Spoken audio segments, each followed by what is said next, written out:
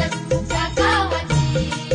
हे शेत आलं राखणीला, राख झालं गोळा. शिळ खाली अडून कोणी करून तिरपा डोळा.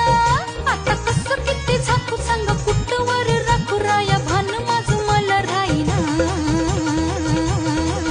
मला जाऊ द्या न घरी.